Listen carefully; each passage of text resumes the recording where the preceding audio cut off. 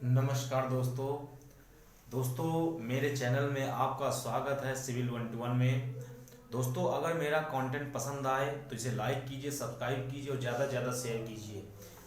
हर कदम पहला कदम होता है अगर आप उसे सही ढंग से इस्तेमाल करते हैं तब।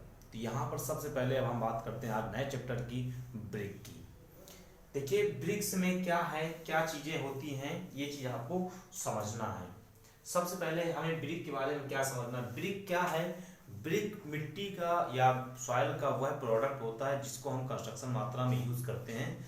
इसके बनाने की हम लोग कई प्रकार की विधियां होती हैं, ये चीज़ आपको समझना है। इसकी क्लासिफिकेशन भी कई प्रकार के होते हैं। तो ब्रिक्स में देखिए, ब्रिक्स की साइजें हैं, ब्रिक किस आकार का होता है पहले ये समझ लीजिए। ब्रिक्स हमारा घनाभ के आकार का होता है। किस आकार का होता है? घनाभ। घनाभ का मतलब निकला क्यूबॉइड के फॉर्म में होता है। ये चीज आप नोट कर लीजिएगा, ठीक। क्यूबॉइड के फॉर्म में होता है, घनाभ के आकार का, घनाभ के आकार का होता है। इस भाग में फ्रॉग बना होता है। यहाँ पर देखिए, इसको आप एल कहेंगे, ये जो चौड़ाई हिस्सा होती है इसको आप बी कहेंगे, और ये जो हिस्सा होता है इसको आप एच कहेंगे। अर्थात एल बराबर 19 सेंटीमीटर, बी बराबर 9 सेंटीमीटर और एच बराबर 9 सेंटीमीटर। 9 सेंटीमीटर। तो यहाँ पर देखिए, यहाँ पर एल बराबर 19 सेंटीमीटर, बी बराबर 9 सेंटीमीटर, एच बराबर 9 सेंटीमीटर हो गया।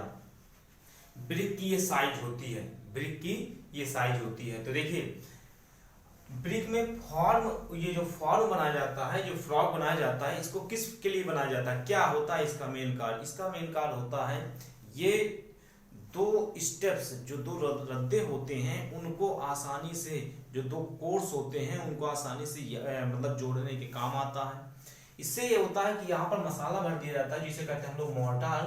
मोर्टार भरने के बाद जब प्लेनिंग की जाती है तो इसमें बहुत सारी चीजें आ जाती हैं। अब देखिए इसके साइज के बारे में पढ़ लेते हैं। साइज क्या है? मॉडुलर साइज क्या होती है? 19 centimetre into 9 centimetre into 9 centimetre. ये ईंट का मॉडुलर साइज होता है। क्या होता है? मॉडुलर साइज होता है। ईंट का मॉडुलर साइज ये होता है। अब देखिए दोस्तों, यहाँ पर ओल्ड साइज, जो पहले साइज इंच में चला करती थी, उसी साइज को हमें समझना है।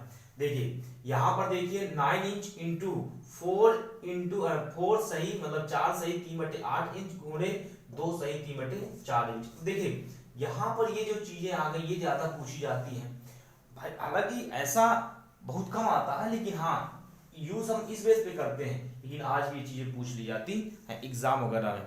अब देखिए दोस्तों, यहाँ पर मेसनरी साइज, मेसनरी साइज का मतलब निकला आफ्टर चिनाई के बाद। अब इसको कैसे कंक्लूड करते हैं हम आपको बताते हैं। देखिए जैसे सपोज करिए ये दीवार है, ठीक। अब ये दीवार है, इस दीवार में ये रद्दे बने हुए हैं।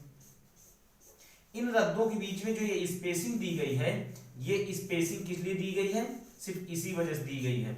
यहाँ पर 1 सेंटीमीटर की जो स्पेसिंग दी गई है, ये इसी वजह से दी गई। अर्थात एक यहाँ पर 9 सेंटीमीटर हुआ, ये भी 9 सेंटीमीटर है। तो अब बताइए 9 में जब 1 जोड़ेंगे तो कितना आएगा? 20 सेंटीमीटर तो आएगा। तो अगर खाली एक ब्रिक की हम लेते हैं तो यहाँ पर +1 सेंटीमीटर बराबर 20 सेंटीमीटर, यहाँ पर +1 बराबर 10 सेंटीमीटर, यहाँ पर +1 10 सेंटीमीटर। तो ये 10 सेंटीमीटर 10 सेंटीमीटर 10 सेंटीमीटर, ये तीनों चीजें तो आ गई। यहाँ पर हमें ये चीज ध्यान देना है। तो 1 सेंटीमीटर आपका ये रह जाता है, ठीक है। अब देखिए घनाभ के आकार का ये पॉइंट हो गया। अब यहाँ पर जितनी भी चीजें आती हैं, अब मेसनरी साइज में देखते हैं। मेसनरी साइज में, तो मेसनरी साइज क्या होती है, कैसे क्या चीजें ध्यान देना पड़ेगा।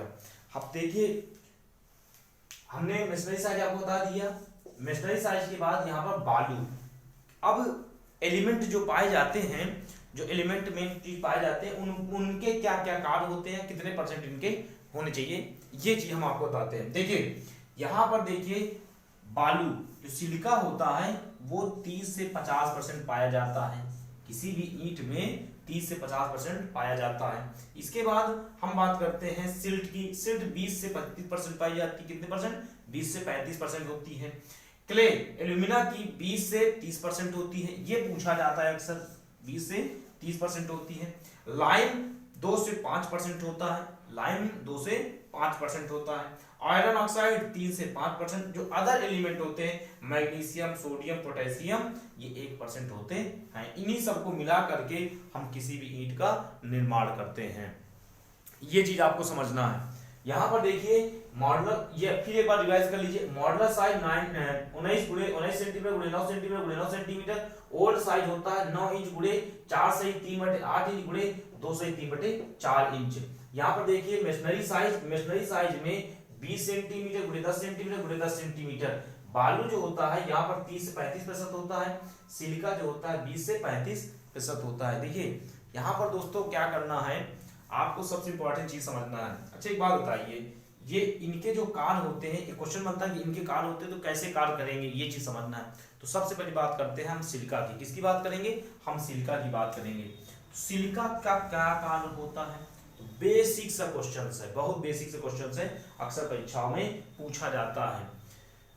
यहां पर देखिए सिलिका का जो प्रमुख कार्य होता है, सिलिका का प्रमुख कार्य होता है स्ट्रेंथ पैदा करना, बॉन्डिंग पैदा करना, इसके बाद उसके कोने तीखे और सही करना, मतलब शार्प करना। ये चीजें बहुत ज्यादा इंपॉर्टेंट होती हैं।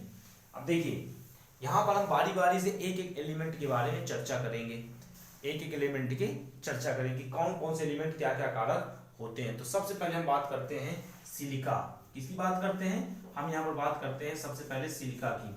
सिलिका 30 से 50% होता है। तो सिलिका का कार्य क्या होता है? तो सबसे पहले हम यहाँ पर लिखते हैं एलिमेंट के बारे में। सिलिका का कार्य, सिलिका का प्रमुख कार्य क्या होता है? सिलिका का प्रमुख कार्य होता है 30% से 50% तक पाई जाती है। प्रमुख कार्य होता है सामर्थ्य प्रदान करना,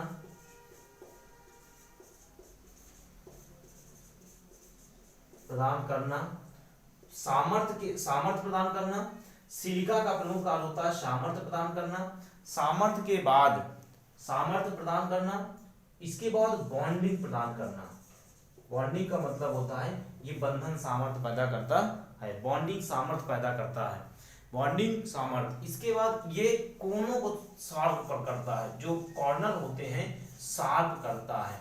शार्प एंड ये कह सकते हैं स्ट्रेट, क्या करता है? स्ट्रेट। आप ये चीज लिख सकते हैं। स्ट्रेट का मतलब निकला सीधा करता है। जो कोने होते हैं ईंट के ये वाले, इनको क्या करता है? वो स्ट्रेट करता है। क्या करता है? स्ट्रेट। और इसे क्या करता है? इसको भी सीधा करता है। तो ये चीज ध्यान दीजिएगा, ये स्ट्रेट है और ये शार्प है, ये दोनों चीजें करता है।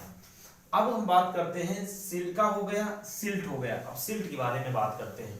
सिल्ट क्या करता है? सिल्ट सिलिका के साथ मिल करके उसके अंदर ससंजन बल पैदा करता है। क्या करता है? ससंजन बल, कोहेसन पैदा करता है, ताकि वो मिट्टी जो है पूरी तरह से चिपकी रहे, पूरी तरह से जुड़ी रहे। ये चीज उसके अंदर बहुत खासियत पाई जाती है। तो यहाँ पर 20 से 35% होता है, ताकि मिट्टी आसानी से जल के साथ रिएक्ट करके एक नया शेप बना सके। ठीक, अब हम बात करते हैं यहाँ पर एल्यूमिना की। एल्यूमिना 20 से 30% होता है। एल्यूमिना से एक खासियत होती है, ये क्वेश्चन बहुत पूछा जाता है एल्यूमिना में। देखिए एल्यूमिना में क्वेश्चन क्या पूछा जाता है कि एल्यूमिना जो है, एल्यूमिना क्या है? एल्यूमिना हमेशा ये प्लास्टिसिटी पैदा करता है। क्या करता है?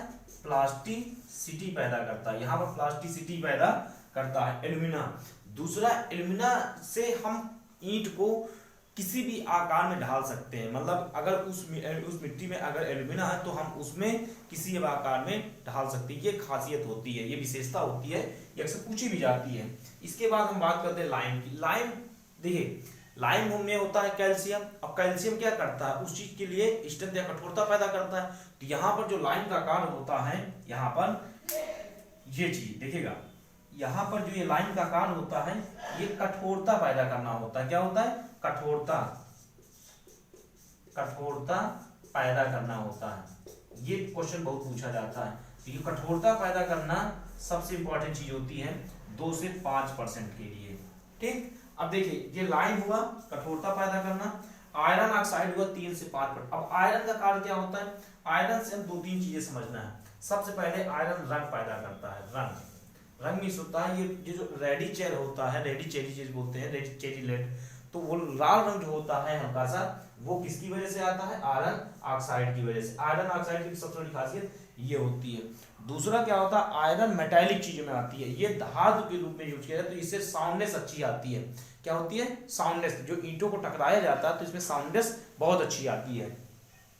इसके बाद हम बात करते हैं आयरन का और क्या कार्य होता है। आयरन क्या करता है, आयरन अपने कणों को बालू के साथ जब मिक्स कर देता है तो उसमें हाई स्ट्रेंथली, मतलब हाई स्टेबिलिटी और स्ट्रेंथ दोनों चीज ला देता है। तो ये चीज बहुत इंपॉर्टेंट चीज आती है। अब बात करते हैं मैग्नीशियम, सोडियम और पोटेशियम की। मैग्नीशियम क्या होता है, जब बर्निंग की जाती है, जब ईंट को पकाया जाता है तो ईंट को पिघलने नहीं देता, मतलब कि क्या करता है, मतलब फटने नहीं देता है। मैग्नीशियम का सबसे बड़ा कार्य ये होता है। यहाँ पर अब बात करते हैं सोडियम की। सोडियम क्या करता है, सोडियम जल के साथ जब रिएक्ट करता है, सोडियम जल के साथ रिएक्ट करता है तो उस मिट्टी में पाया जाने वाला पानी, जो मिट्टी पाया जाने वाला पानी वेपराइजेशन जल्दी से हो जाता है। क्या हो जाता है, जल्दी से वेपर हो जाता है, अर्थात मिट्टी पूर्णतया जल्दी सूख जाती है। सोडियम का कार्य होता है। अब बात करते हैं हम पोटेशियम की। पोटेशियम क्या होता है कि जो पोटेशियम शब्द में अगर बाहर की जो चीजें हैं, मतलब कि एटमॉस्फेरिक जो रीजन पड़ते हैं, जो बाहर के एटमॉस्फेरिक इफेक्ट पड़ते हैं वो ज्यादा नहीं आते, जिसकी वजह से यहाँ पर ये चीजें आ जाती हैं। तो इसमें 1% मिलाया जाता है। देखिए दोस्तों, आज मैंने आपको ब्रिक का इंट्रोडक्शन पढ़ाया है। ये ब्रिक हमारा नया चैप्टर स्टार्ट हो गया है और ब्रिक में हम ज्यादा से ज्यादा चीजों को समझेंगे और हर चीज जानेंगे कि ब्रिक क्या है, क्या चीज नहीं है, हमने बता दिया। अब कल मैं आपको जो पढ़ाऊंगा नेक्स्ट वीडियो में, तो उसमें मैं आपको बताऊंगा कि जो भी है ईंट के क्या क्या फंक्शन होते हैं, ईंट का क्लासिफिकेशन क्या होता है, ईंट से किसी भी बिल्डिंग स्ट्रक्चर्स में कितनी लागत कम होती है, ये चीज आपको समझना बहुत जरूरी है। तो देखिए दोस्तों, यहाँ पर मैग्नीशियम, सोडियम और पोटेशियम 1% होता है। अब हम बात करते हैं ईंट में कोई फंक्शन जब मिलाए जाते हैं तो इनके क्या क्या कार्य होते हैं, ईंट के जो फंक्शन होते हैं उनको मिलाए जाने पे क्या क्या कार्य होते हैं। तो हम बात करते हैं ईंट से। सबसे पहली बात होती है, ईंट भार में हल्का होता है। पत्थर की चिनाई और ईंट की चिनाई के कंपेयर करते हैं। पत्थर की चिनाई और ईंट की चिनाई में ये चीज होती है कि पत्थर को अगर आप यूज करेंगे तो पत्थर भारी होता है, उसकी चिनाई थोड़ा सा टाइम ज्यादा लेती है और उसके लिए कुशल कारीगरों की आवश्यकता होती है। वहां पर सबसे बड़ी बात ये होती है कि उससे स्ट्रेंथ तो बहुत अच्छी मिलती है पर कास्ट बहुत बढ़ जाती है, उसकी जो लागत होती है वो बहुत बढ़ जाती है और सामान्य मात्रा में हर जगह उपलब्ध भी नहीं होता है। जबकि ब्रिक की बात करते हैं तो ब्रिक सामान्य मात्रा में हर जगह उपस्थित भी होता है और हर जगह सही भी होता है। और सबसे बड़ी बात ये होती है कि जो ब्रिक होता है उसका जो मेन जो फंक्शन होता है ब्रिक का, उससे हम आसानी से यूज कर सकते हैं, आसानी से यूज करके उसको चिनाई या फॉर्मेशन के रूप में यूज कर सकते हैं। ये चीज हमें ध्यान देना पड़ेगा। अब देखिए दोस्तों, यहाँ पर ब्रिक्स मैंने बता दिया, ब्रिक मशीनरी और स्टोन मशीनरी दोनों में अंतर बता दिया। अब इन दोनों के बारे में हम लोग कल पढ़ेंगे कि मतलब जो से ब्रिक्स है तो ब्रिक्स कितने प्रकार के होते हैं, ब्रिक्स का क्लासिफिकेशन क्या होता है, ये चीज आपको मैं नेक्स्ट वीडियो में आपको पढ़ाऊंगा। तब तक के लिए नमस्कार, धन्यवाद।